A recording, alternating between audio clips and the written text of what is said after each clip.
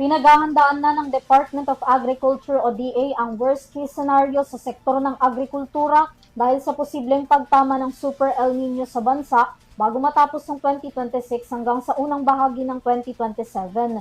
Kasunod ito ng naging abiso kamakailan ng Philippine Atmospheric Geophysical and Astronomical Services Administration o pag-asa na maaaring tumama ang super strong o very strong na El Nino na tinatayang nasa 92%.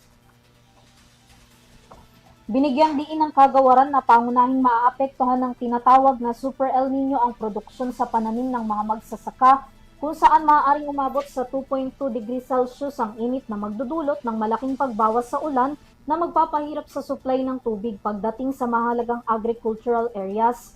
Sa ngayon, sinisimulan na ng DA ang projection sa ulan at supply ng tubig gayong inaasahan ng kakaunting pag-ulan at mas malalang pagtuyot.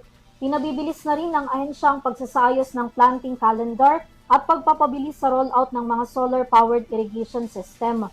Nakikipag-ugnayan na rin ng DA sa National Irrigation Administration o NIA para sa pagpapabuti ng alokasyon ng tubig at kahandaan ng irigasyon nito para sa pangmatagalang pagtuyot. Noong 2024 kung saan nakaranas ng matinding pagtuyot ang sektor ng agrikultura, bumagsak sa 4.2% ang produksyon ng mga crops lalo na ang palay at mais. Samantala, bukod dito sisikapin nilang maprotektahan ang kabuhayan ng mga magsasaka para matiyak ang seguridad ng pagkain sa bansa laban sa banta ng Super El Nino.